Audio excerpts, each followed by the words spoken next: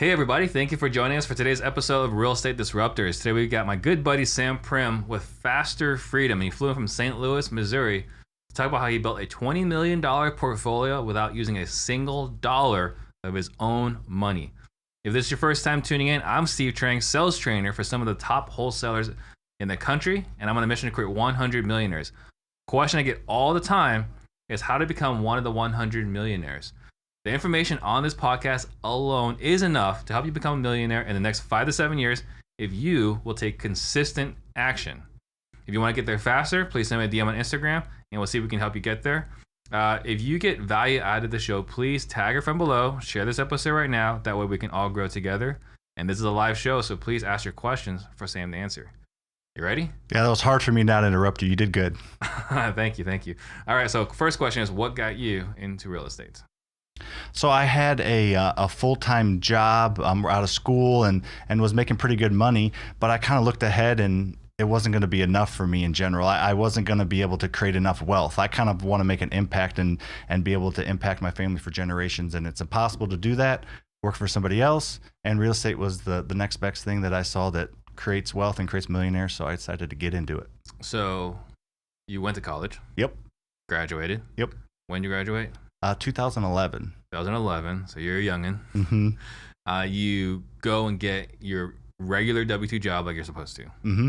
Worked your way up the corporate ladder? Yep. Mm-hmm. That's what I was taught. My dad worked for the same company for 38 years. That's kind of the thing I was going to do, right? That's what you're supposed to do. Your dad worked for Caterpillar? He did not. He worked for Boeing, actually. He worked for Boeing. All right, so you're supposed to work at one company forever. Mm-hmm. Got it. Okay, so you work there. You work your way up in sales and... Yep. Well, what were you doing at Caterpillar? Yeah, so I started out selling construction equipment, just selling, and then did pretty well, and then got moved up to sales manager. So I was kind of in charge of the western region of Missouri. So I had 15 sales guys underneath me that were, You had 15 sales guys working underneath you?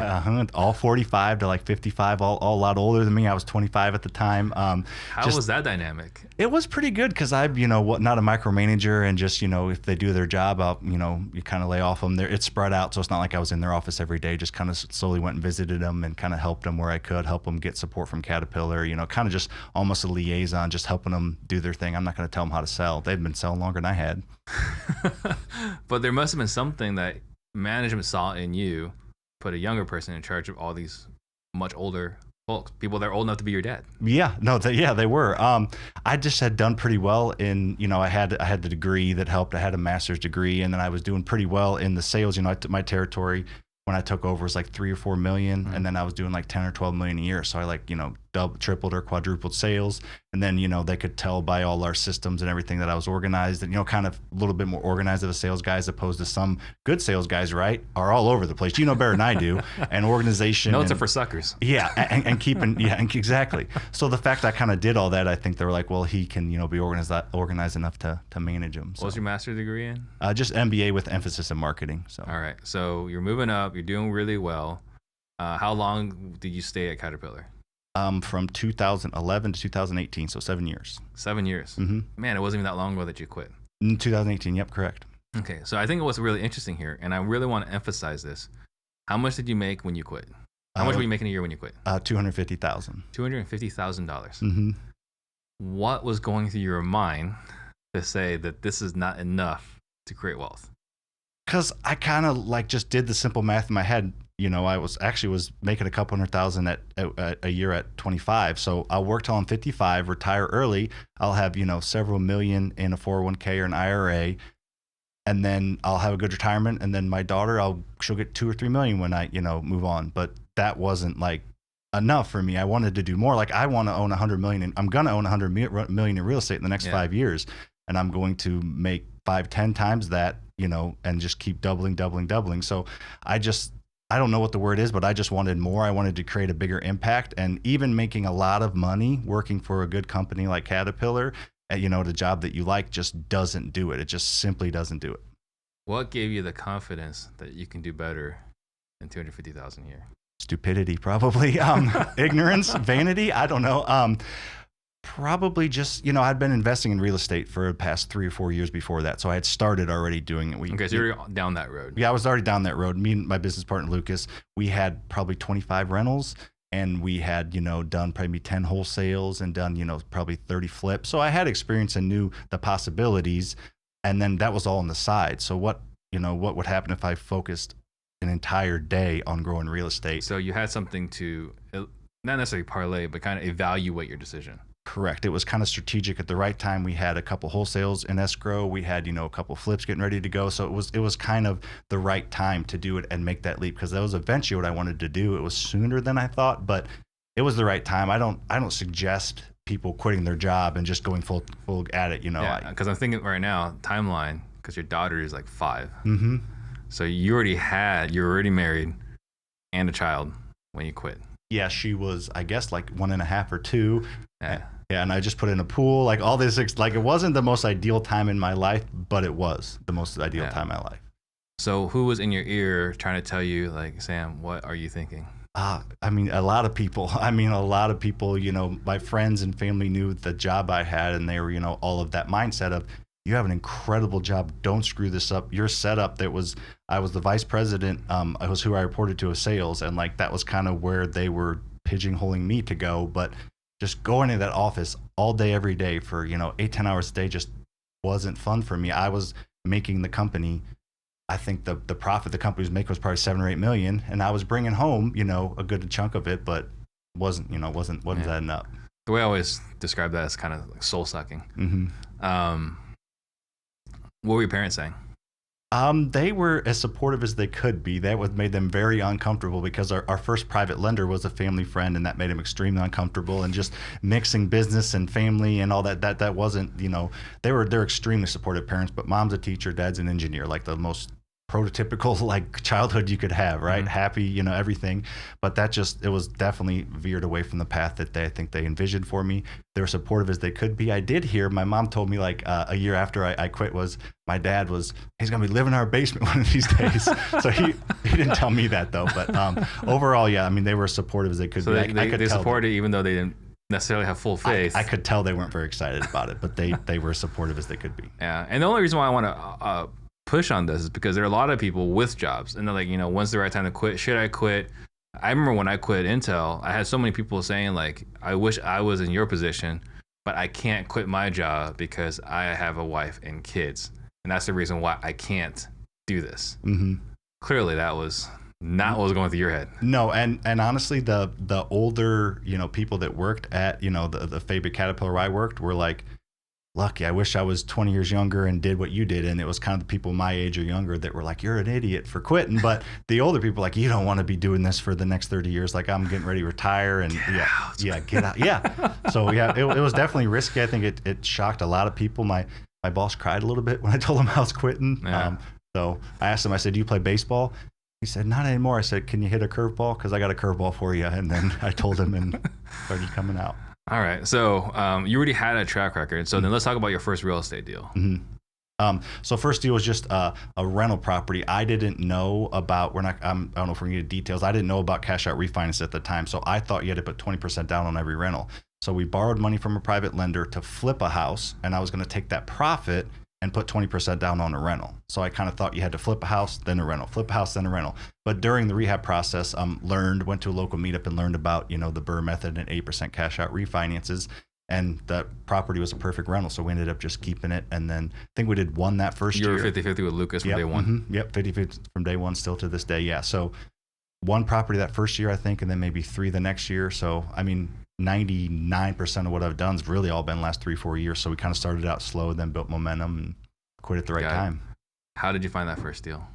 It was Lucas's mother-in-law was a real estate agent and just REO property. It was a bank-owned property. It was 2015-ish, and they were out there a little bit. So we just probably looked at 30 properties and finally found one that worked. And you bought it deep enough that you can do the BRRRR. Mm-hmm. Yep. Mm-hmm. For those listening, because we talk a lot about wholesale on this channel, what is a BRRRR? So a BRRRR is basically buying rental properties without putting any of your own money, without having to put 20% down. So you basically back into the 20% down. You buy a discounted house, you rehab it, you get it rented, then you take it to a bank, and they'll give you a long-term loan on a certain percentage of the value of the property. And if you bought it deep enough and rehabbed it, the value went up a lot. So there's enough equity in there for you to take a long-term note out, the bank will literally hand you a cashier's check. It's like cash. I know that because I threw away cashier's check a while ago, and I did it, and I had to pay like $2,000 in insurance to like get the bank to give me the money back. But anyways, they literally hand you a cashier's check, and then you pay back whoever you borrowed the money from. But now you have a mortgage on it, but it's a mortgage at 3.5% over 25 years that is manageable, that the tenant can pay for. And is it your primary focus is doing BRRRRs, or do you have other? Yeah, I mean the whole reason I'm even doing the flipping company, the education, all that stuff is to just continue to support my rental portfolio. That is the end goal for Lucas and I. Is it was $100 million when we retire. Now it's $100 million in the next 5 years. So just to grow that rental portfolio, and obviously have other streams of income that help support that and support our active income and our. So the focus is predominantly build a portfolio. Do whatever we got to do to build a portfolio. Mm-hmm. And you guys are at 20 million today. Yep, 21, but 20's fine, close enough. We're gonna go with 20. 20's perfect. Okay, so what were some of the struggles in this endeavor? Yeah, I mean, there's been nothing like crazy. I remember a few situations where we lose money on a deal. We lost, when we each had full-time jobs, thankfully, we lost like $30,000 on a couple deals, but we, flipped, I think, 15 houses in 2016, and a couple of them we lost money on. I remember one of our very first deals, we bought a package of 3 houses, and the bank didn't finance them for enough, so we had to sell one and take equity. So nothing major crazy happened. I think that's part of the benefit of having a partner that you work well with. You can kind of check each other. Nothing major, no like huge struggles, just little things here or there that just we've been able to push through. Tell me about that deal that you lost $30,000 on. Oh, so we're idiots. So it was the house. The neighborhood was a $200,000 neighborhood all day at the most. And we bought this house that had a bunch of foundation issues. We got them fixed. We took pictures. We weren't hiding anything, but it looked ugly. We got lifetime warranties, so we decided to finish out the basement. So it was 4-bed, 3-bath upstairs, and we added 2 bedrooms and a bathroom and redid the whole basement and put like $50,000 in the basement. And we listed it at $249 in a 200 neighborhood. And we probably had like $215, $220 in it. And, nicest house in the neighborhood. Yeah, by far. And we had like 2 or 3 offers at asking, and they fell through, or the bank wouldn't fund it, and we ended up just selling it for like $220. So we beat the market, but it didn't matter. We were into it too much. So just not really paying attention to that kind of stuff. Well, I think that's a valuable lesson, right, for people that are listening, is that you don't ever want to be the nicest house in the neighborhood. No. Yeah. And also, like you guys were able to survive that because you guys already had multiple transactions going on. But, for someone that's listening right now, a $30,000 kick in the nuts. That hurts. Might be hard to cup on. Yeah. So, and then you got your partners with Lucas. Mm-hmm. This was a friend from before real estate, or what's that situation? Yeah. Mm-hmm. Yeah. We grew up together, kind of went to middle school together, played basketball together, played sports together. Went to high school, went to college together, just kind of always friends growing up. We had a few side hustles that we did throughout college. Well, I'll tell you one of them. I can't tell you all of them, but one of them, like painting exteriors of houses. We painted fences and decks and houses in the summer during college and stuff like that. I think we're past the statute of limitations. I think you could. Well, we tried to be bookies for a little bit. It worked a little bit, but we took bets from all our friends and kept an Excel sheet, and it worked okay. Sorry, Mom, I don't know if she knows that, but she's watching. But it wasn't anything major operation, but I just remember we had like a couple of bad weekends in a row. We just texted everybody, we're done, even though if we would have stuck with it. But yeah, so we tried that. So we're always looking for an angle. Always looking for that next hustle. Mm-hmm. Any major struggles, any point where you felt like, crap, what are we doing? In your journey on building your portfolio? Yeah, at the beginning, that one I told you about. So we bought 3 houses. One of them was a great deal, and there was like 2 stinker houses that were like in not very good areas. And we're just like, all right, we got this really good one. And that one worked out pretty well. But those 2 houses we took to the bank to do that refinance I talked about. And we were like, this was like pretty early on. We were like $8,000 short on each. So in order to close, we had to come to the table with $16,000, and we didn't have it. I literally remember texting Lucas like, because he was an engineer, did pretty well, but he wanted out of his job like tomorrow. He hated his job, and I had a good job and liked it. And I was like, well, this was fun, real estate thing, but we're gonna, this can't be doing this kind of stuff. And he ended up kind of talking me off the ledge. And like I said, we ended up selling one kind of for break even and taking equity out of another property to make it work. But I just remember being like, Were you still employed at that one at that time? Oh yeah. That was early on. So you bought a portfolio of 3. And one was amazing, other 2 not so amazing. Mm-hmm. and that was enough for you like to get discouraged? Well, because I still had kind of people chirping that, what are you doing? You have this great job, like you're spending evenings and weekends and all your free time, 10 hours Saturday, 10 hours Sunday. I didn't have a daughter yet. My wife would come out with me and do stuff sometimes, but was leaving her at home a lot to do it. Like, what are you doing? Like, all these people were telling me, you have this incredible job, you have this path in front of you. Why are you wasting your time? Yeah, why are you wasting your time doing this? So I kind of had that in the back of my mind, but Luke's always been like the pusher to push through kind of thing. And especially at that time, I was like, I don't know that I want to keep going with this. And, we talked and he kind of convinced me that, we can make this work. Real estate, you have so many options to make things work, and ended up, like I said, making it work and kept going. Got it. So has it been an easy path this whole time as far as the BRRRRs? I mean, with the exception of those two situations, right? Like this, you had this vision of doing building $100 million portfolio.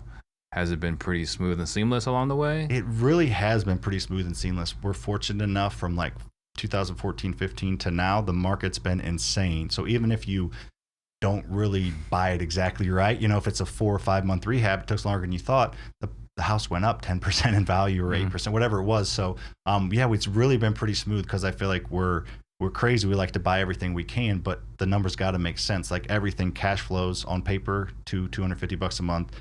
We're buying it, less than market value minus repairs. So overall, our portfolio is really, really strong, and we haven't really had too many hiccups. I mean, we've pulled out a couple million in equity in the last couple years, and that just kind of shows that we've been able to buy, deep enough that banks will pull equity out and give us money. So, got it. Were there any surprises in doing the birth? Because you can read it on Bigger Pockets, you can see, TikTok. TikTok, YouTube. Oh yeah, we talked about it. Right, there's places to learn about all that, but was there anything that you learned in doing this that was not being discussed, or maybe like, once you get behind the curtains, it's not as easy as they make it look? Yeah, the biggest thing is that property management part of it. Yeah. Just getting good tenants, because you can screw it all up with a bad tenant. The most expensive part about owning a property is turnover, 100%. So if you have turnover, I have to evict, 8 months in, or you have turnover every year, you're not going to cash flow, because even if tenants take care of the property, there's deferred maintenance you need to take care of. You got to clean it. You're not collecting rent when there's nobody in there. So managing tenants and getting good tenants in, like now our average tenant stays about 4 years, our younger portfolio. But wow, 4 years. Yeah. And then, that's awesome. Brian, who kind of our mentor, his average tenant's there for 6 years. So if once or twice a decade you're doing a turn as opposed to every year, and that all goes to, screening good tenants. Because I'm like, all right, I got a million other things going. All right, that looks good. Approve them. You got to call those landlords. You have to, look in their bank statements and see their spending habits. You got to check their credit. You got all that kind of stuff that, we weren't really doing at first. And Sam's doing all that? I was not. I was kind of given the final approval there for a while, but obviously not. I haven't even looked at an app in 4 years now. So who's doing that for you? Courtney, our office manager, does all that for us. Yeah. One thing that a theory I've got, especially, we're in Collective Genius together. So I got to hang out with Brian Higgins, Alex Moses, Mark Delatorre, Nathan Brooks, all these other guys that are just crushing it in the Midwest. And I've got this theory that because of BRRRR, it's a lot easier to create wealth in the Midwest than it is in Phoenix, LA, or some of these other higher price areas. What are your thoughts? 100% agree. It's a lot easier to create wealth in the Midwest. I think it's easier to get rich in Arizona because you're getting $40,000, $50,000 wholesales left and right. Not you, just in general. Maybe you. But like, our average wholesale, I feel like we're very, very good companies, more like 15,000. So, you're not getting rich, as we'll call it, as much. You're not making as much active income. But where wealth is created is long-term with owning rental properties. So yeah, I agree 100%. Creating wealth is very, very, I don't call it easy, but it's a lot more easy in the Midwest because you just got to latch on to real estate. Properties go up in value, tenants pay the mortgage down, and you get cash flow. Like that works out perfect in the Midwest. It's a cookie cutter for that. The laws are good. A lot of working class, people in Missouri. I think 71% of people own houses, so rentals are kind of at a premium because there's not as many of them. So yeah, it's a really good market. I 100% agree. So in your opinion, you can get larger chunks of cash wholesaling, flipping in other markets, but in the Midwest, because you can buy properties that you can keep. That's how we're generating wealth. Yep. That to me, wealth is with rental properties, and making a lot of active income is more with the flips and wholesales, which out here is pretty good. obviously it crashes a little hard in the Midwest too, right? You're getting a lot bigger waves on the coast, and here Midwest is pretty steady. You get occasional dips, but if a house goes down 10% in a couple of years, that'd be really, really bad, as opposed to out here it's every other Tuesday or something. No, not that bad. But the depreciation also helps. Yeah. Can you explain for those that don't understand the advantages of depreciation? Depreciation? Yeah. So depreciation basically, is you're writing off a percentage of what the property's worth over time. So it's a beautiful thing with rentals because we make $200 to $300 a month per rental property, net cash, and we're able to write off $200 to $300 a month, per property. So basically you're taking a percentage of what the property's worth and you're able to write that off every single month and every single year, so that if you're cash flowing a little bit, you're not paying any taxes on the cash flow. So it's a good thing. So you're basically, as far as the IRS is concerned, you're not making money. You're Correct. at zero. But in reality, your cash balances are growing pretty healthily. 100%. Yep. And Yep. And it's all, you're just pushing it off to a future date, but it's still, what most people do.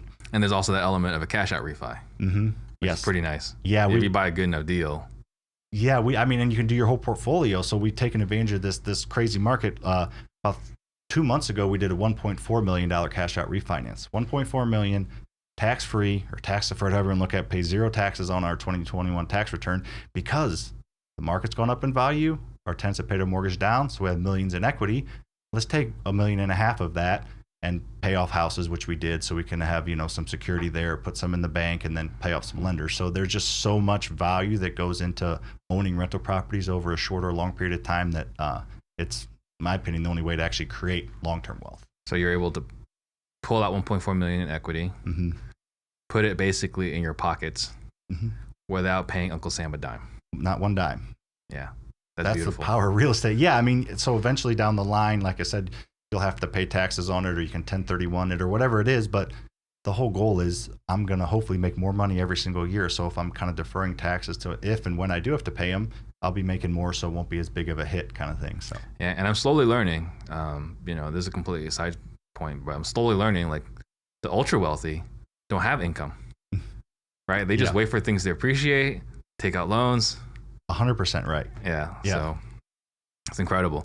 So I'm obviously, you're aware, I'm trying to do this in Oklahoma, mm-hmm. right? So you're going to take me under your wings, right? And I want to build out this $100 million portfolio like you. Let's go.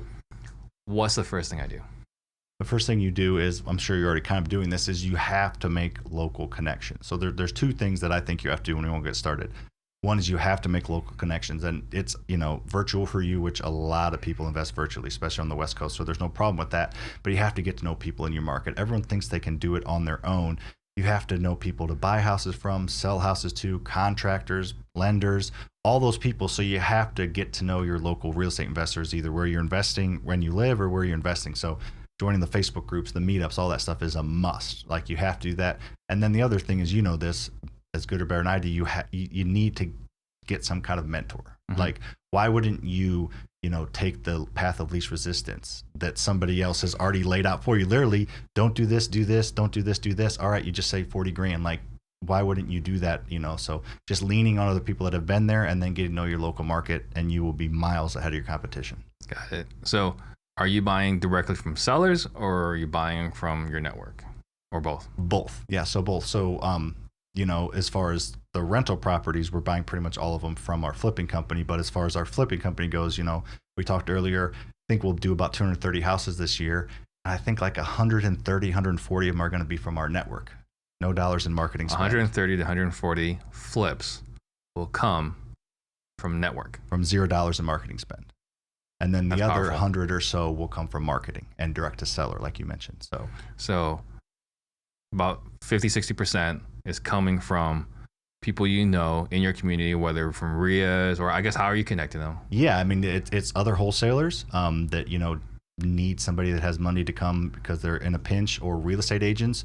We have 4 full-time buyers, and they're supposed to be spending half their time out there meeting real estate agents, meeting other wholesalers, mold remediators, elder law attorneys. We buy 5 houses a year from a bowling alley owner. There's just so many different... What? Name's Ben. He owns like a small, kind of like hole in the walls, a bad way to say. It's a nice bowling alley, but a small bowling alley. Above the bowling alley, it says Ben buys houses. And Ben doesn't buy houses. We buy houses, but when he drinks with the people in the league, and you get to know, if you're talking to somebody that knows a lot of people, an insurance agent, bowling alley owner that's like actively involved, life happens to people. Like your parents have to move into assisted care facility, somebody passes away, somebody gets foreclosed on. They talk, and he hears it, and he says, see above the bowling alley, I'll come by it. And then he just calls us, and we go on the appointment with him, and we pay him $5,000, and we get the house where we need to. So it's just if you got to open your eyes to get in contact with people that are in contact with a lot of different people, you just need to be there at the right time when usually, unfortunately, a situation happens where they have to sell their house quickly at a discount. But you're helping people out. That you do wholesaling. Like, we have people crying at the closing table because they're so happy, hugging, giving us great reviews. It's filling a need, is buying these houses. Absolutely. So you're not the only player in St. Louis. Mm-mm. In fact, I think there are multiple players doing what you're doing in St. Louis. Mm-hmm. Why would a wholesaler sell it to you? Well, there's, we don't get all of them either. So, but the biggest reason I think they do it is because our brand is pretty strong. We're Better Business. We have a lot of really good Google reviews. We have systems to get reviews after the fact. We have the most 5-star Google reviews, and people look at that kind of stuff. People look at Better Business Bureau. They look at the reviews. We get talked about all the time that I looked at your reviews, and that's why I called you, or that's why I went with you. And then also we have a killer sales team that gets good training from this guy. I mean, honestly, that I would say maybe 60% of the time we're the highest offer, but the other 40% we're not even the highest. We just understand what the pain point is, which is obviously a lot of what you teach is solving that problem. Yeah.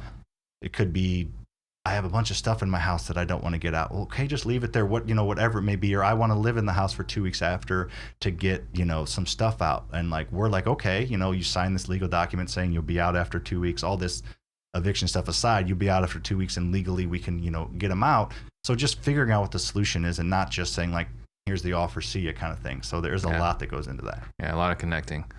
So then I heard you say that direct to seller or buying from other wholesalers, you're buying it into your flipping company. Mm-hmm. What's your flipping company? Flipping company is Faster House. So that's the company that we talked that, we're going to do a couple hundred deals this year, wholesale majority of them, flip the other ones. And every rental that I add, Luke's and I add, we're buying from Faster House. So we're not getting them at rock bottom prices. We're marking them up to whatever the reasonable amount is, and then buying them from the company. So it's kind of supporting our active income in that company as well as our long-term vision. So your source of deal, regardless of source, goes to the construction company, and the construction gets paid its proper fee. Mm-hmm. Like, they're making what they're supposed to make. I mean, if anything, we pay more than the guys. I'm not just saying that, ask the guys, because I don't mind. We're at a position in our company and our business. I don't mind, not burning out exactly. If I have to come out of pocket a couple $1,000 on the refinance, I feel like I'm going to make $150,000, $200,000 on that rental over the next 20 years. Yeah. So I don't mind that, as opposed to a lot of people on our team are growing rentals and doing that. And almost everybody on our team is growing rentals. By the way, we have over 500 doors on our team of people growing rental portfolios. So that's really cool. We want those people to grow their rental portfolios, but they're not always in that position. They need to get all their money back, or would like to. So yeah, we pay very fair prices, Steve. All right, so just because we're the owners doesn't mean we get a deal. Well, but I think that's something that a lot of people overlook, because they're like, well, it's my company, I don't have to pay a whole. But then if you don't, then that company's not profitable. Now you're having issues paying wages. So I love that you're paying your company its full rate or more to keep it sustained and not having to worry and having this additional stress. Well, yeah, that company's got like 25 employees, so we really want to definitely, that's the biggest one of all the companies. So that's one we want to support. And then you buy from them at full rate, or what's it's discounted, but it's kind of up to that max discount, that up to that 80%. What you can pay. Mm-hmm, mm-hmm. Now, you said that there's 500 doors at your company besides you. Yeah, including Lucas and I. So including our 167. So your team's got how many? So Lucas and I have 167. The other owner, I think Brian of Faster House, he has like 120. So the rest are owned by the team. So it is that couple hundred. 200. Yeah, 200 so something. Your team has 200 doors. Yep. And we talk about retention and culture. How has that helped you? It's incredible. It's all about culture. That's the biggest thing about our companies that I feel is our biggest strength, is the culture. And that's just the mindset of abundance, which I think we'll talk about later. because I know what you're going to ask me later. But anyways, that having that mindset of abundance, we're all trying to grow rentals, and a great deal comes across the pipeline, right? And everybody wants it. But, so there could be a few people, that miss out on it or, get butthurt because they don't get it. But everybody knows there's another deal coming down the line. And it really is true that everybody is okay with everybody else growing. So it's a huge advantage that we all have that. And it's a bonus to the people that walk through the door and that our employees, they're getting access to all these deals. We try to sell them in-house first and then sell them out. So, probably 30-40% of the houses don't even see the streets. Us or our team buys them, and they pay fair prices, and we're kind of almost our own kind of ecosystem there in the building. So how long have you been doing that? About 3 years now. Okay, so since you've done that, what's the turnover been like? Not very. I mean, I don't think anybody's left on their own that hasn't either been forced out or kind of nudged out. So it's been really, really good. And we started a property management company, Lucas, myself, and Brian, managing our rentals, and we're getting ready to start managing our team's rentals. So we're not going to manage for outside people, but it's a huge benefit for being a part of our team is we have really, really good property management. We'll manage it for you if they're going to grow rentals. So why wouldn't they buy rentals, which is what we want.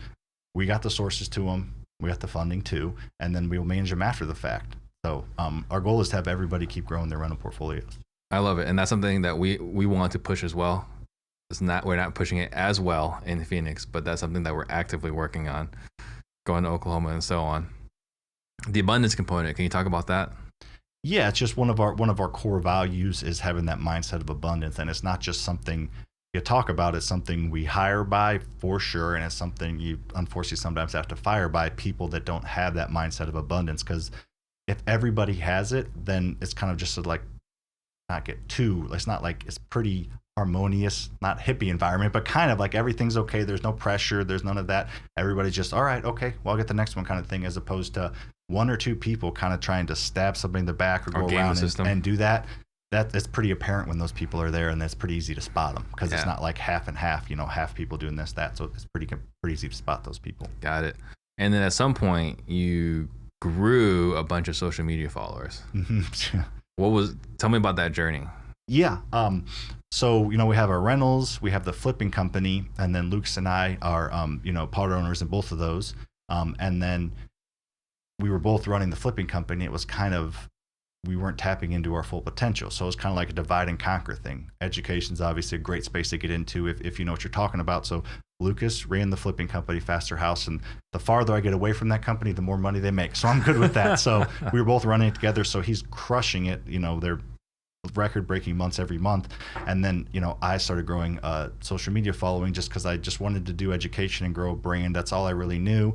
Kind of started to just build the following, just posting about what we're doing, because there's unfortunately people that have done 2 BRRRR deals and sell a BRRRR course, and there's things like that. So there's all that stuff out there, and we're not calling out any names. No names. We'll do it after. But there was so many people in that space that had done, and I don't feel like I'm very braggy or cocky at all. They had done like 10% what I'd done, and they were selling all these courses and doing all this stuff. So it felt like a good space to get into if I was going to be actively investing. And so that's what we kind of did. And not like good as some of the people we talked about earlier, social media. I just post about what I do and try to be authentic, and it seems to catch on at times for sure. Well, social media was kind of a means to an end, a strategy. 100%. All right. So Eric Brewer and I are going to be presenting in a few weeks, talking about the importance of social media. So how about instead of me doing the presentation, why don't you just tell everyone? Let's do it. You got the notes in the back to take. I mean, so growing a brand is everything. I didn't realize this until I started to get into it, but you used to have a camera and a TV station to grow a brand and become famous. The Kardashians are the perfect first example. They don't do anything except live their daily lives, but they have cameras in front of it. Now they're uber famous.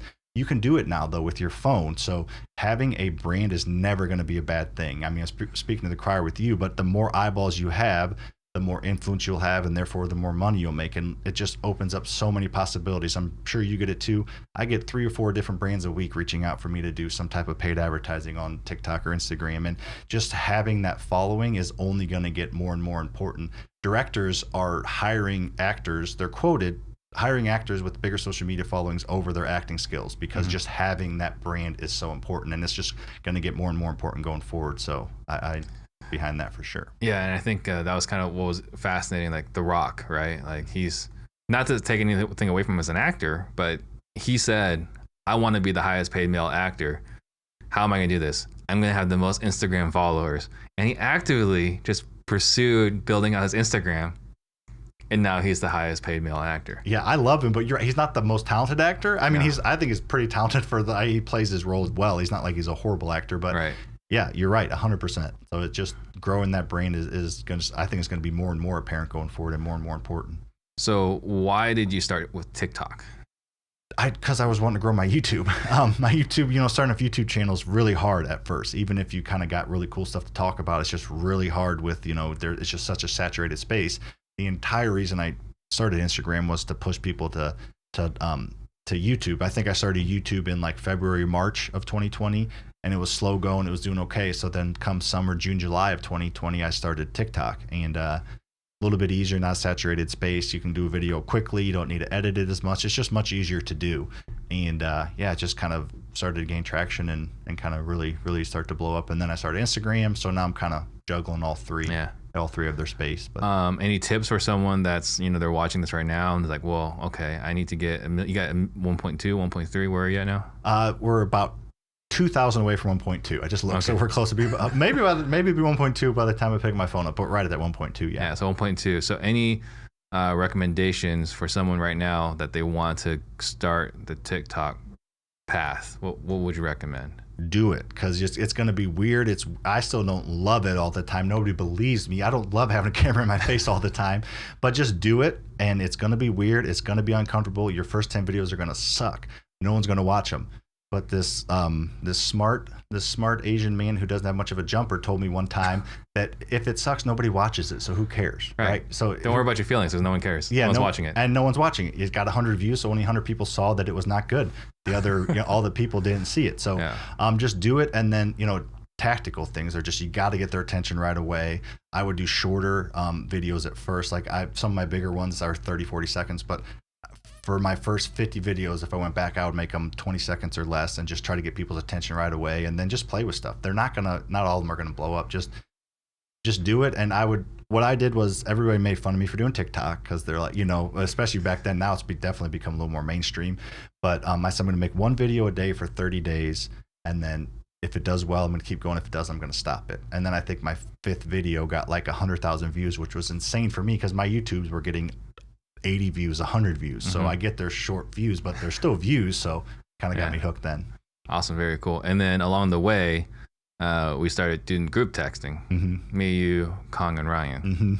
So what has been your experience in dealing with Khang and Ryan and having to deal with me? Having to deal with you. You guys are all, I feel like, very, very savvy entrepreneurs in your own way. And I feel like I learn a lot from all of you. Just like, I feel like Ryan's so calculated. Everything is like, it seems like he's always like a step or two ahead. Everything he does, I'm like, that's an incredible idea. Why didn't I think of that? Yeah. And then you seemed, like we talked earlier, have this vision and just like are going towards it no matter what. You're just plowing through.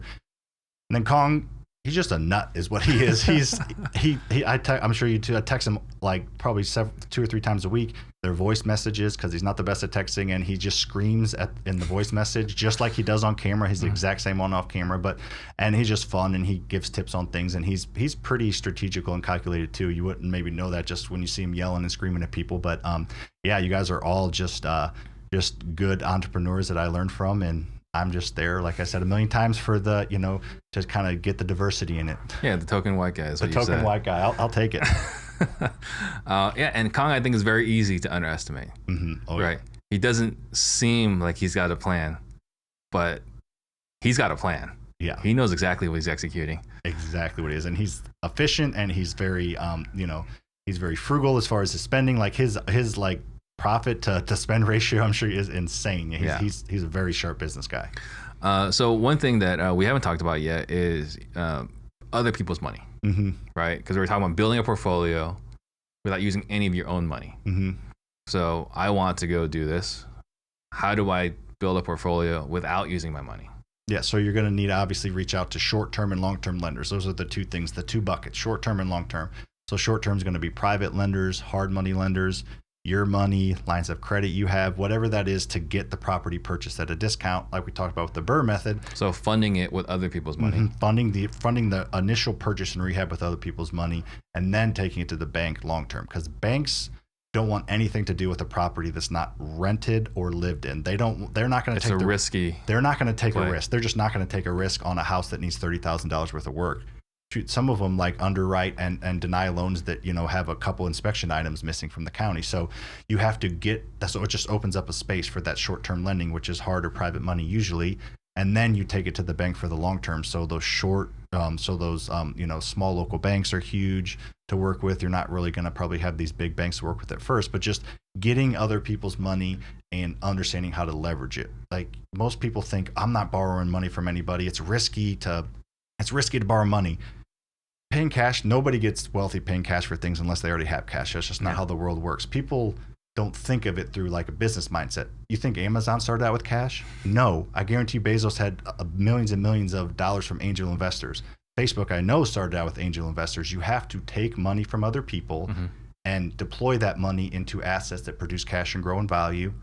Then you take the cash that assets produces and you pay back the person you borrowed the money from. And if you did it right, there's cash flow left over and you get to ride the wave of that asset going up in value. So it almost seems too good to be true.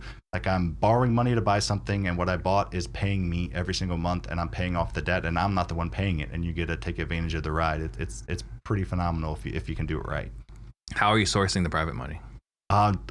A bunch of different ways. At first, it was just like, you know, family, friends, or acquaintances. And then it kind of went out to, wow, I see that you've done pretty good. And it's like a family friend that somebody you've never met, talk to that family friend and they're bragging about, you know, how much they've done, how much money they've made, you know, off of you, which is fine. That's what it's got to be. Our main private lender makes like 75 grand a year from interest. Just from meeting me and Lucas 4 times a year and drinking too much Tito's. Like that's all he does and just, you know, writes checks or transfers it. So it's just one of those things that comes with time. Like everybody says, I don't know anybody that has extra money. Well, you probably do. If you texted everyone in your phone and didn't find it and you quit, just go back to your job because you're not going to make it. You got to work harder than that.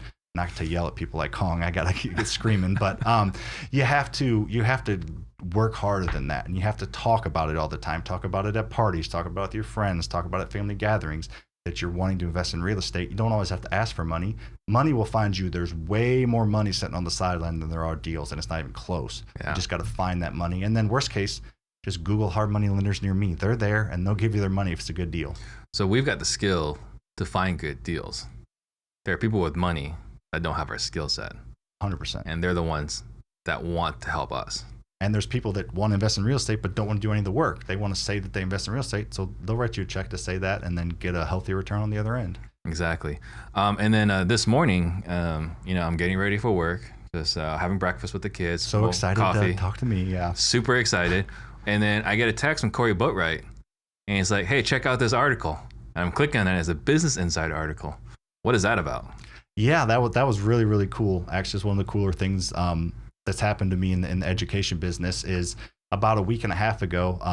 Layla is her name, the one of the writers for Business Insider, reached out to me on Instagram. She actually reached out to me on Instagram like a month and a half ago and said, hey, I'm thinking about maybe doing an article. Would you do one? And I was like, for sure. And then it went cold. So like, I'm not going to keep bugging her. And then she saw another one of my Instagram posts and it caught her attention. So it reminded her. So she reached back out about a week and a half ago. We set up an interview, talked about everything I'd done. And she's like, that sounds cool, but I need proof. So I had to send her all my tax returns. I had to send her all the legal documents stating that I own the LLCs and then the documents stating that the LLC owned the property. So we talked a little bit earlier. It was like, it wasn't one of those things where like, okay, yes, let's do a 5-minute phone conversation. You own all this real estate. Cool. I'm going to post it. It was legitimate and verified along the way. So that's it was almost like a forensic audit. Yeah, it was. That's why it's really cool to be in a legit publication because they do all that kind of stuff. Yeah, no, for sure. So Cornerstone Renovations on YouTube wants to know, what type of loan do you use for BRRRRs? He's got 10 loans under his name, so he's only able to get commercial loans, but they're short-term and not long-term loans. Okay, yeah, he's 100% right. So you can get 10 loans in your personal name at residential rates, 30-year fixed. That's awesome. But after 10, you have to switch over to commercial loans, which commercial loans are usually 20 to 25-year AMs, but they're going to have a 3 to 5 year balloon. Let's explain what AMs are. So commercial loans are so when you buy your personal house, you're going to get a 30-year fixed amortization, meaning your house is going to be paid off at the end of 30 years. With commercial loans, they don't quite have as good of terms, so your house is going to be paid off after 20 years. So your payment's going to be a little bit more because you're paying it off quicker. You're paying more every month. So it's not quite as good of terms. And then after 3 or 5 years, they usually will say a balloon payment and they can adjust the rate at that point. Yeah. So it's just a little riskier, I guess, of a loan, but it's also an asset that's paying you every single month. Your personal house most likely not paying you every single month. You have to pay for it. So I would just talk to more banks because there's 100% small local banks that will let you do a longer term loan than that and press and push it out to, especially if you have 10 already, you've already kind of proven the concept. Small local banks, the right ones should fight over his business for sure. Absolutely. And I think we're talking about the amortization. One thing that's everyone's familiar with a 30-year amortization on their primary house. Mm-hmm. Another one to look at is when you're financing a car, right? Their payments are based to pay the car off in 3 years, 5 years, 7 years. So that's what we're talking about here. Ingrid Hernandez wants to know, do you offer lease options? We do not actually. And there's no really reason for it, just because it's this fact that it's just like another thing that we're doing a lot. And I feel like it's a whole nother thing. I know people that have dabbled in it and don't dabble anymore because it's just trying to do a little bit of both. I know people that have done it like exclusively and they don't do it anymore. So, I mean, I know that some people really, really like it, kind of like Section 8, which is government subsidized housing. Like, it's a niche, but you got to be all in and you got to know all the rules about it and you got to really, really go hard at it. And we just kind of like to keep things simple. Got it. So everyone is a tenant. Mm-hmm. And Dom Brandon wants to know, he just got his first deal under contract. Congratulations, Dom. And he needs to get pictures from tenants, but what's the best way to go about getting pictures from a tenant-occupied property? So he's wanting to buy a tenant-occupied property? It's probably trying to wholesale it. Trying to wholesale it. Yeah, so that's tough. Wholesaling tenant-occupied properties can be tough for sure. So that's a lot of what we buy because no one else wants to mess with it and we're willing to do it. So yeah, I mean, you need to get in the property. I wouldn't buy, even with pictures, I wouldn't close on anything unless I've been in it and kind of seeing. So getting pictures, analyze it, running your rough numbers, being conservative, and then I would get in there and make sure that everything's good and review the lease, talk to the tenant, all that kind of stuff. It can be done. It's just a few more steps and you have a built-in tenant, but I would say 95% of the time they're low on their rent, market rate. So you got to raise it up over time and figure that all out. But it can be done for sure. Yep. So here's a question from Lotto. And before you answer it, Sam is not a certified accountant. Take his answer with a grain of salt. How is depreciation recaptured? How is depreciation recaptured? Talk to your CPA. I'm not at that point yet, but yeah, I know when you sell it, usually at some point then it's recaptured. But that's all I know is when you sell it, it gets recaptured at that point. So definitely not a CPA. I said the word recaptured. And Alizette Zapita wants to know, what is the most important screening criteria for you when you're screening your tenants? Probably the most important one would be talking to their existing or past landlord and getting of course, every once in a while you have someone that you can tell is they put their friend's number down, but you can ask a couple simple questions and figure out pretty quick that that's the case. So if they do that, then there's they're a no-go, right? Because they didn't give you their past landlord, but talking to their past landlord or whoever runs that company or whatever the leasing agent is really they'll tell you the history of them, because especially in St. Louis, it's not a huge market. You don't want to have a reputation of just giving away, or not being honest. So they're usually pretty honest, and they'll tell you that's the number one thing. I mean, I wouldn't just do that. You got to kind of do the income verification, the background check, the credit score, all that kind of stuff. But the number one thing for me would be talking to their past landlord and getting really how they live, not how they say they live. Any funny stories in your screening conversations? Yeah, we've had some crazy stuff pop up. Like I said, I haven't done any screening myself in several years, but I'm trying to think anything too crazy. I mean, we've had people with just say I've never been evicted before. They check that box, and literally they've had 8 evictions in the past 10 years. So oh, you were counting those? Yeah. Oh, I thought you meant this year. Yeah. All right, Leona King. So self-employed new, they have $100K equity in their investment home. How would you go about pulling out the equity in your investment property?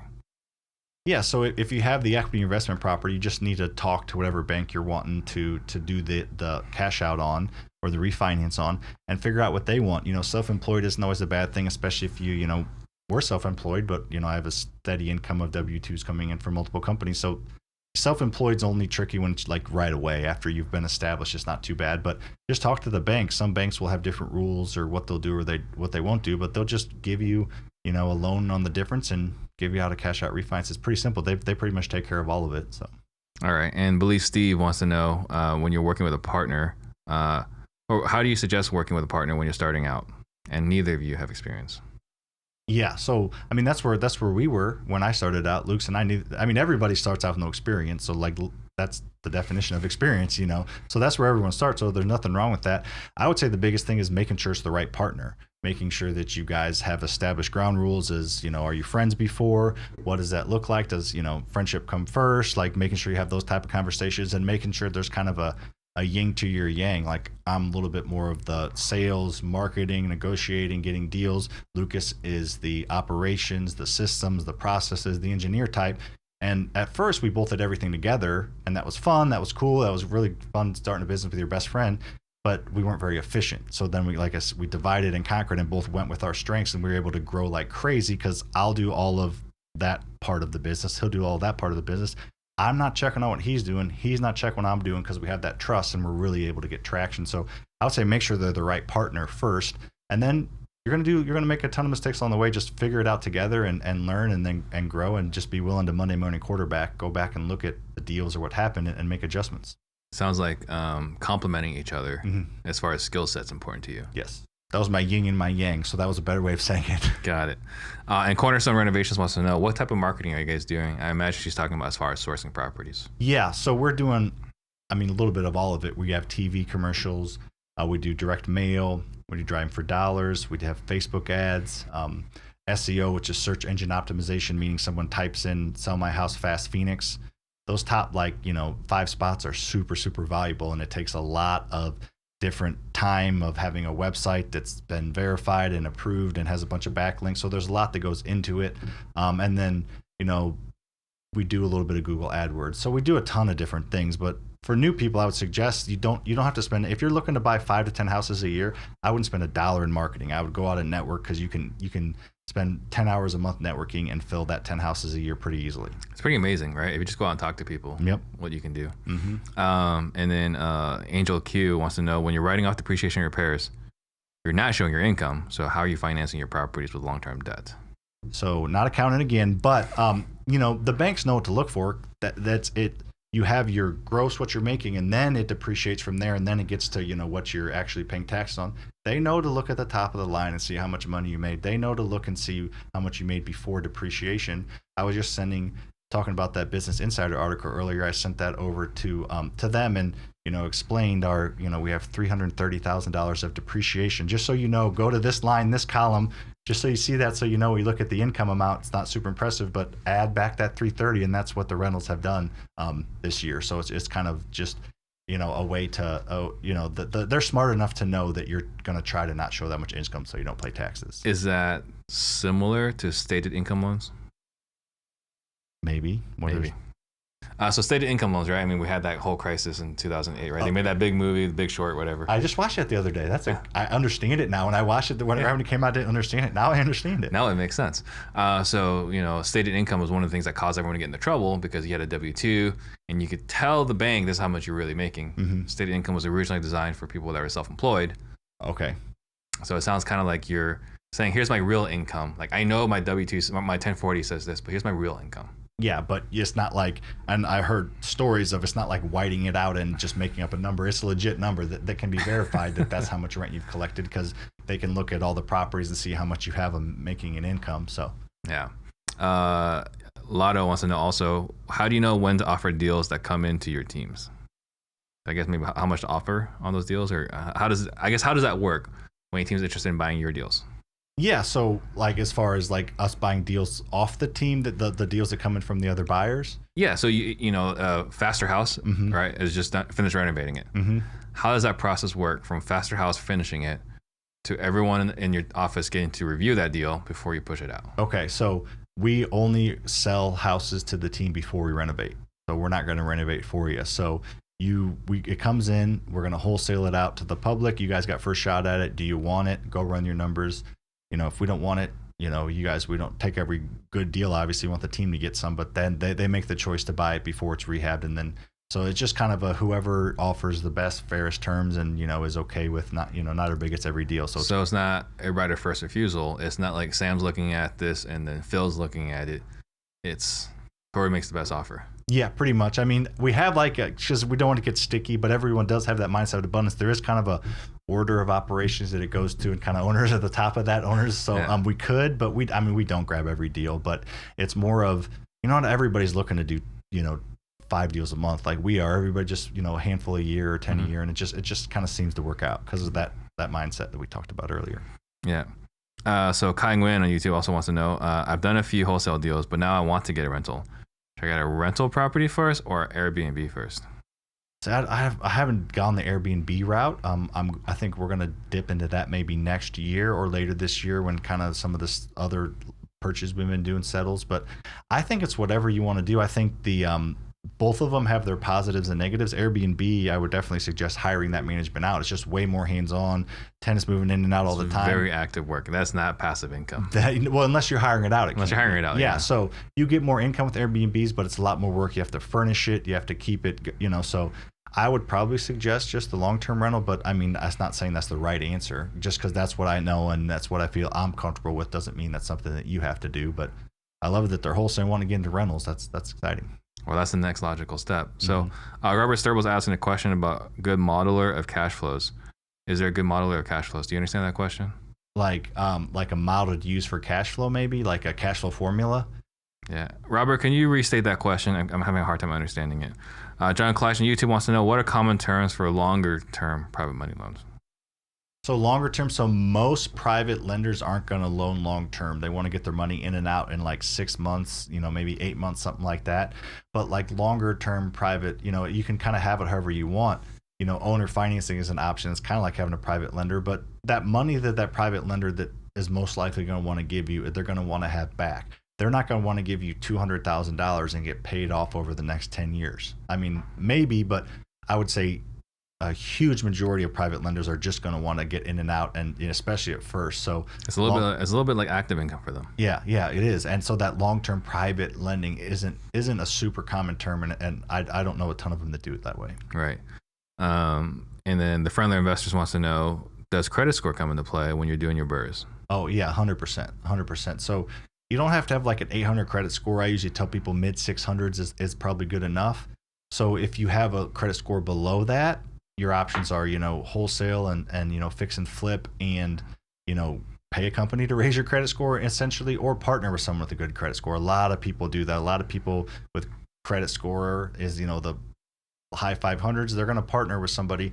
I'll find the deals. I'll source, I'll do everything. You kind of bring your money and your brain to the table and we'll partner on the rent. We'll split everything 50-50.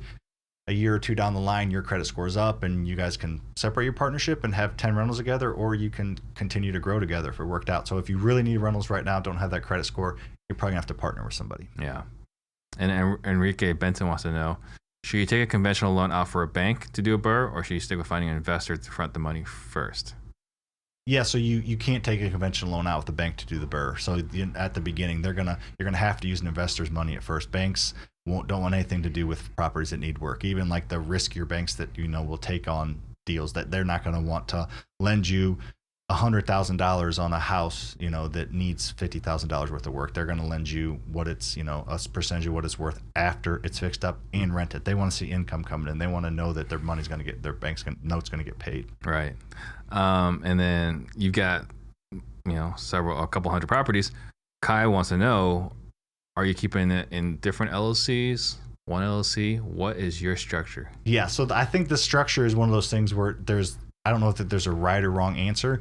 We just kind of do what other people I know have done and what our CPA is comfortable with. So about every 40 to 50 houses, we start an LLC. So WAP Properties owns like 55 houses. And then WAP Assets owns like 35 houses. And then we just started another LLC. So every 30 to 50 houses, we're starting an LLC, and then every big deal owns its own LLC. So all of our apartment complexes each has its own LLC in our storage facility. So like if it's a big enough deal, we'll start an LLC just for that deal. And then every 30 to 50 houses, we'll start a new LLC. Just kind of keeps the books a little bit separate, just doesn't have, we're not going to start an LLC for every property. Some people do. I think technically that's the safest way to do it, is to have every single property have its own LLC and own bank account, but that's not worth it in my opinion. It's a logistical nightmare. Yeah. Did you name your LLC after a rap song?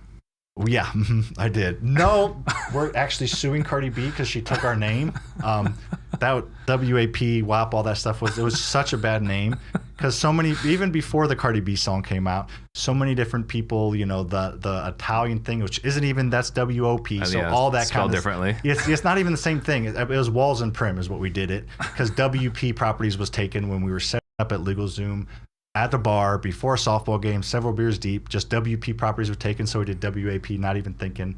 That was like 2014. So the song came out 6 years later, so it was not linked. Have you sent her a trademark or cease and desist? Yeah, cease and desist. We're Midwest Property Group now. We changed our name. Midwest Property Group is what our tenant knows us as, not WAP anymore. Gary Mejia wants to know, how much money are you putting down for private loans?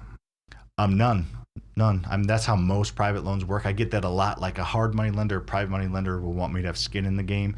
Some will for sure at first, but maybe you do it first, but then you'll get it back when you refinance. But as you start to develop a relationship and equity with that lender, they will probably won't require any, if not a little bit. I don't really know any private lenders that do. A lot of hard money lenders will ask for 10% Absolutely. down. But if it's a screaming deal and they feel like you've wholesaled and you're comfortable, if you got it under contract for 150 and it needs 30 grand and it's worth 300, they probably are going to finance all of it, because they're, a lot of it's going to focus on the quality of the deal for hard money lenders. Private money lenders, most of them don't really even understand the deal, so they're just going to trust you. But hard money lenders will probably want some skin in the game. But if it's a screaming deal, they might bend the rules because they want to lend. That was a deal we had just very recently. So we bought a deal. The property was worth like 300 or something. We bought it for 50,000, and they didn't ask for any down payment. They were very generous. Yeah, they're like, okay, yeah, exactly. Williams Cass wants to know, do you recommend getting a HELOC for a person in the game right there? Even if this property fails, I'm still going to personally make sure that the money gets to you. They're going to get listed saying what you're growing together, having a similar mindset, and just knowing that overall it's all gonna, but at the end of all of this, we'll have each done about half of our share, and if one of us done a little bit more, that's okay. Yeah. And how much running all this, everything? How much are you spending a month on Faster House, Faster Freedom, WAP? I don't know anything about WAP anymore. So Faster House is the most overhead, and like I said, I'm very removed from that company. So, but I do know that our overheads anywhere between 80 to 100,000 a month in Faster House, which is pretty good, considering a lot of the income we're bringing in, and a lot of that overhead is, office and paying people, and everybody gets paid off a percentage of the deal, so that's not even overhead. And then Faster Freedom is probably 15 to 20 grand a month in overhead, and then our property management companies are probably 15 or 20, so 150 grand a month to 200 grand a month probably in expenses going out the door. Got it. And you're always bragging about how much debt you have. Yes, I am, because it's good debt. Where are you at right now? 13 million. 13 million in debt. Man, all right. What is your why? My why is, the family is why, but like my why is it's having an impact. That's why working for somebody else, I wasn't able to create enough impact. Having impact on my family, first and foremost for sure, but having an impact like on the world, and having an impact on my daughter Maisie's great grandkids, like being able to impact my family for 200 years, 100 years, whatever it is, people talking about, kind of what I've been able to build, not just the money that I'm going to be able to hand down, but that he went for it, that he did it, that he was successful, like maybe motivating them to go after their dreams and not just be a cog in the wheel. So just having that impact on my family directly and then indirectly down the line, but then also being able to impact the world and have like your name kind of be known for a long time. That's the social media's part of that. We just started a 501(c). We're like, with Collective Genius, we're raising a lot of money, but we're going to raise over 100 grand in our first year as a 501(c). That's pretty good. That's awesome. So being able to impact the world that way and just be able to help more people. So just impact, I guess, is the one word, to not give the generic my family. They are, but to kind of give you a little more context than just my family. And what are you struggling with the most right now? Probably, struggling the most with right now in general is monetizing the education. But to get deeper than that is me personally is just being present is very, very difficult for me, and just taking in what's going on right now and being present when I'm doing things, and not always looking ahead and not always looking for more is hard for me to just kind of appreciate what's going on. Stopping to smell the roses is very difficult for me. What are you doing to fix it? I just joined a weekly mastermind that's about like growing healthy, happy lives. My wife's actually in it. She doesn't do any of that kind of stuff ever. So every Wednesday at 11 now, we're on a joint call with other people talking about our lives and our businesses and our family. So trying to kind of help be present with that, and then just talking with her about it. So I'm taking action on it and journaling. I journaled on Friday night, like supposed to journal every day. In my backpack, haven't opened up since then. So you're supposed to journal every day, but I started. I just got to get back to it. But it's close. You're close. Yeah, you're almost there. Taking baby steps, right? Yeah. We're going in the right direction.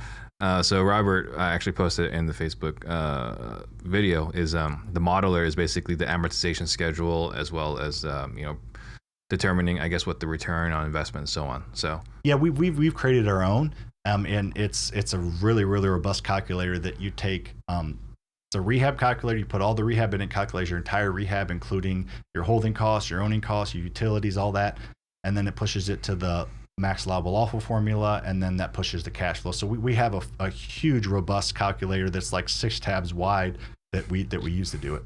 That you get if you do the mentorship. That's not a giveaway. I give away a lot for free, not that one. Yeah. And what is your superpower? Probably I would say having a competitive mindset of abundance.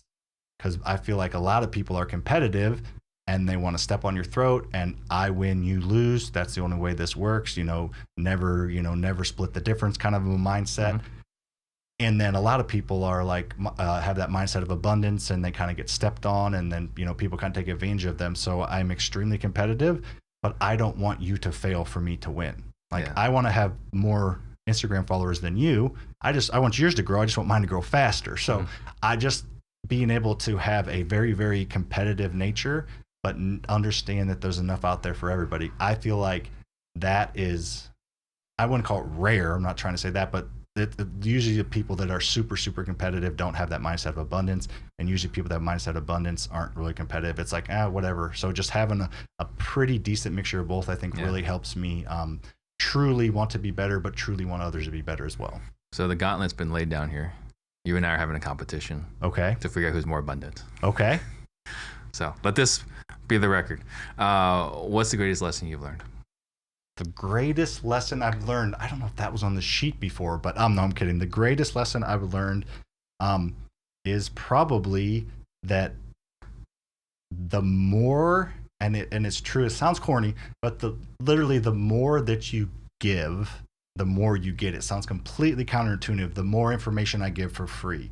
Like I could charge you for this, but the more I give it out for free, the more willing I am to just give away calculators, give away information, respond to everybody on Instagram for free, and answer questions that people charge a lot of money. The more I do that, the more you start to make money, the more doors open, the more avenues to create revenue just seem to come around. So it sounds a little woo-woo and a little bit corny, but it's true. The more you give, the more you get. If you try to hold all your information right here, you're just not going to reach your full potential. Yeah, and I think that's a great lesson. We actually had Sean Terry out here on the show. I want to say like 2 years ago now, but he had that same thing. He's like, wow, if I have a podcast and I just talk about what's working for me, life just gets better and better and better. Mm-hmm. And he actually challenged me on that show. I was like, has that been the same for you too? It's like, actually, yeah, it has been. Mm-hmm. So that's a wonderful lesson. Again, that goes back to the abundance. Yep. But I'm still more abundant than you. We'll see about that. I'm competitive that I'm more abundant than you. All right, how much money? Let's write a check. I'm kidding this time. So last question, is there a book that you've gifted more than any other? Book that I've gifted more than any other? Probably not. I kind of have my main 3 that I really like to push people, at least the main 2, which, obviously the Rich Dad Poor Dad and the Think and Grow Rich are kind of the big ones that I really like to push people to. I really like The Secret. I'm sure you're aware of that one. And then Eat That Frog is one that I really, really like. Yeah? Was that before you left Caterpillar or when you were at Caterpillar? As far as all those books? The Eat That Frog. Eat That Frog was, you know that book, right? Yeah, Brian Tracy. Oh, yeah. Okay, yeah. Eat That Frog was probably right around when I was quitting. Probably, it's been 3 or 4 years. I need to reread it. So probably right around when I was quitting. I don't know why I like that book so much, but I do. It's a powerful lesson, and a lot of people need to be aware of it, right? It's like if you just do the most difficult thing first, then life just gets a lot easier. Yeah. First thing in the morning. How many people do that? You push off the most difficult thing to the end of the day, and then I'll get to it when I get to it. You either don't do it, or when you do it, you just rush through it and half-ass it. But if you do it at the beginning of the day, A, the most important thing's done, and B, it's a high. You're on door, like the rest of the day is kind of downhill. So yeah, absolutely. So I want you to think about what you want to leave the listeners with. While I make a few quick announcements. Guys, if you got value today, please like, subscribe, share, comment. It helps us reach more people. We can continue to make more impacts. And we do have our all-day sales training. It's 3 weeks from now. If you're interested, go to disruptors.com/sales training. Thoughts on our sales training? Yeah, sales training. Yep. We have, like I said, we have 4 full-time acquisition guys and 3 part-time acquisition guys, and they're on Steve's training every single week. And that's one of the reasons we buy more houses and we buy houses deeper, is because we have an understanding of the sales process, and our crazy, crazy sales guys understand it. That's awesome. And then next week, tune in. We got Fernando Angelucci. He's coming in to talk about self-storage. I think he's our first self-storage guy. So I'm actually really excited to learn about that, because you can make money with a rental and depreciate without dealing with human beings. Yes. All right. So what are some last thoughts you want to leave the listeners with? The biggest one is don't be afraid of debt. Debt is the only way that I know to realistically make your impact and create financial freedom. You're not going to create financial freedom, which is, in my opinion, is creating enough passive income every month to, exceed your expenses. You're not going to do that if you're actively working for somebody else. That's the difference in active and passive. Just don't be afraid of debt. Unless you're inheriting millions of dollars or your last name's the name of somebody that owns a company, you're not going to create financial freedom and generational wealth unless you go into debt. So don't be scared of debt. Don't do it in a dumb way.